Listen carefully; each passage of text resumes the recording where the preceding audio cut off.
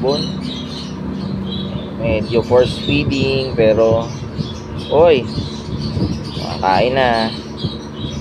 Good girl, good girl.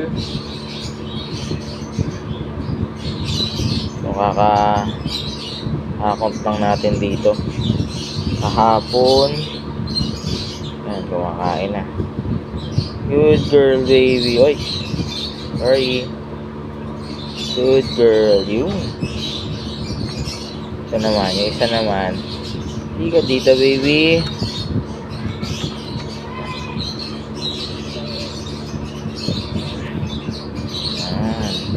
Kaya dito.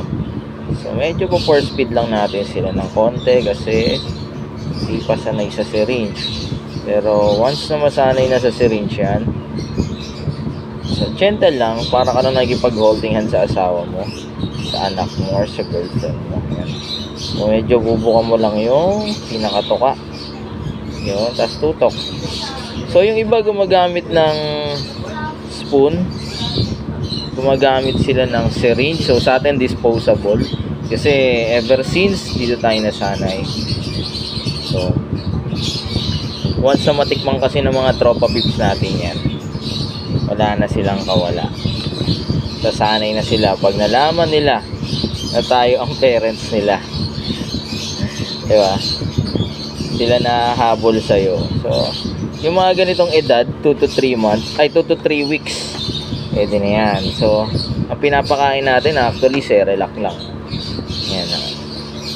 Yan, o, diba? Actually magkakapatid to. Kahapon lang natin hinango. Kahapon lang natin naturuan ng syringe, no? Yan mo. Good girl. AB. Oh. Gentle lang yung paggaano natin. Uy, tumulo, napasobra. Siyempre, pupunasan natin yan. Para hindi. O, ito pa isa. Pinakamaliit, si Bunso.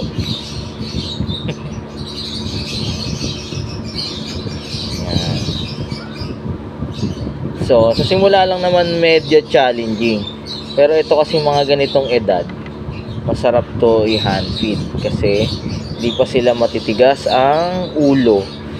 So, ayan o. Bubukan mo lang na ganun para maipasok yung syringe. Pero once na naipasok na natin, so tuloy-tuloy na yan, diba? Hoy, hindi ka rito baby.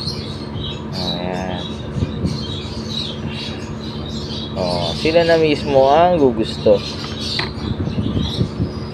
So ito lang din yung pinapakain natin. So tamang lapot lang.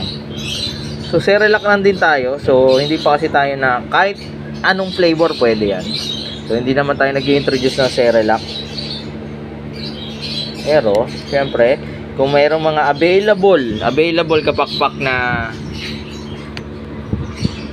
mga formula, ayan, tayo na kasi nag-video eh. Ayan, pwede. Ayan, Happy Ibon kapakpak. Isa na lang ha, subuhan natin sila. Ipit lang natin. Pasensya na, magulo. Ayan. Ayaw maipit sa tuhod ko. Yun.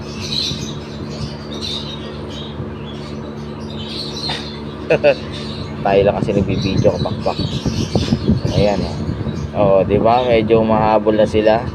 Ito pinakamalaki ang pinaka-challenging kasi siya na yung medyo matigas ang ulo.